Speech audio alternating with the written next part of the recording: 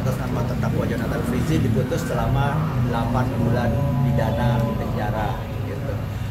Bagaimana tanggapan kami sebagai tim penasihat hukum? Tentunya ya kami menghormati putusan tersebut meskipun kami rasa masih terlalu tinggi dari peranan Jonathan Frizzy sendiri.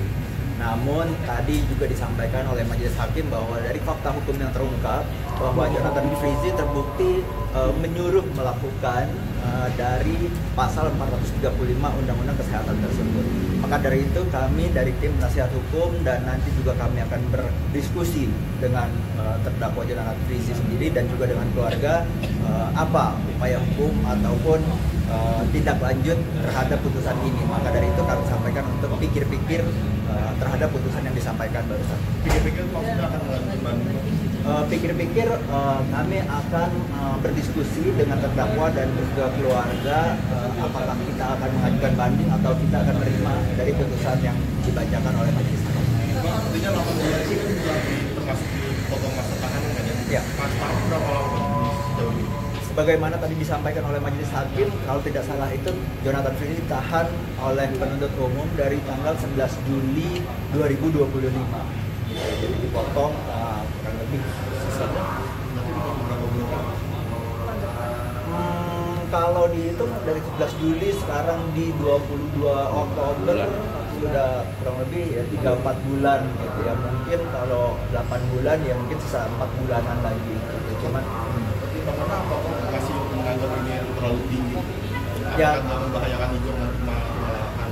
Kan kami seperti yang tadi kami sampaikan, kita tidak menyatakan banding, kami menyatakan pikir-pikir. Jadi kita harus berdiskusi dulu juga dengan keluarga bagaimana tanggapan keluarga atas putusan ini dan bagaimana tim juga penasihat hukum menanggapi putusan ini. Apakah terlalu tinggi? Kalau kami merasa dari tim penasihat hukum dengan ketidaktahuannya Jonathan Frizzy terhadap Etomide dan juga peranan sebagai bukan aktor utama dan bukan orang yang mengedarkan Etomide ini, dari situ kita berpendapat seharusnya bisa lebih ringan. Namun apakah kami akan mengajukan banding ataupun kami akan terima putusan ini, nanti mungkin kami akan sampaikan. Tadi mungkin yang disampaikan sama Jonathan Frizzy terkait ininya gimana Bang? Pada saat tahu putusannya gitu yang tadi disampaikan ke Abang gitu. Tadi kebetulan beliau tidak menyampaikan bagaimana hasil putusan ini, beliau hanya menyampaikan mungkin setelah perkara ini ada yang mau dikit disampaikan oleh Jonathan Frizzy pribadi gitu. Namun kembali lagi bagaimana dari beliau, apakah jadi menyampaikan permintaan maaf atau apa itu nanti bisa ditunggu aja. Gitu. Putusannya berapa lama? Kita tidak mengharapkan berapa lamanya ya, kita mengharapkan ya seringan-ringannya. Kalau 8 bulan ini memang kan ya 2/3 dari tuntutan jaksa. Kami yang mengharapkan ya seringan-ringannya. Apakah 8 bulan ini sudah cukup tepat? Ya kami rasa bisa lebih ringan. Tetapi apakah kami terima atau kami banding?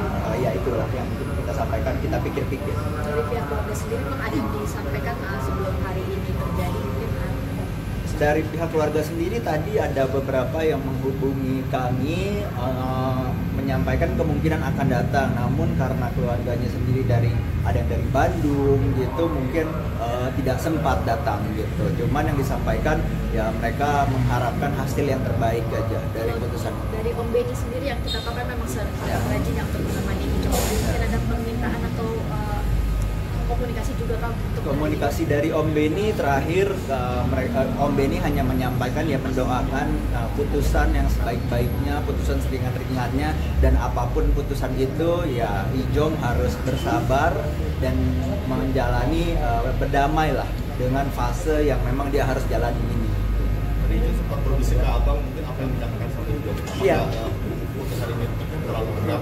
Itu yang tadi disampaikan beliau kemungkinan mungkin mau menyampaikan permintaan maaf atau dia ada yang mau disampaikan secara pribadi nanti setelah agenda pembacaan putusan yang lainnya. Namun kita lihat apakah beliau jadi menyampaikan itu atau tidak. Tentunya menyesal ya dari penyampaian pledoi pribadinya dari yang sebelumnya juga dia sangat menyesal lah, apalagi dia tidak pernah mengalami atau berhadapan dengan proses hukum seperti ini dan ditahan tidak bisa bekerja, tidak bisa bertemu keluarga, tentunya dia sangat menyesal dengan adanya kejadian ini. Pernah mengungkapkan permintaan maaf ke siapa yang ingin disampaikan sama Ijong? Kalau dari pledoi pribadi dan yang disampaikan ke tim penasihat hukum, Ijong sendiri menyampaikan permintaan maaf ke masyarakat Indonesia bahwa akibat ketidaktahuannya menyebabkan adanya peristiwa ini dan atau adanya barang obat keras yang diduga mengandung Eptomidat ada di Indonesia. Itu yang pertama kepada masyarakat Indonesia, kemudian kepada keluarga dan kerabat dan sahabat terdekat Ijong sendiri. Bang, dari Ririn sendiri udah tahu belum sih kalau ini sidang putusan gitu? Dari Ririn tahu hari ini bahwa sidang agendanya putusan. Gitu. Apa yang mungkin disampaikan, ada yang disampaikan? Ya dari Ririn sama seperti keluarga memberikan support apapun putusan yang dijatuhkan kepada Ijong, ya harap Ijong bisa berdamai dengan situasi ini, tetap sehat, tetap berpikir positif dan tetap dekat dengan Tuhan lah. Makasih.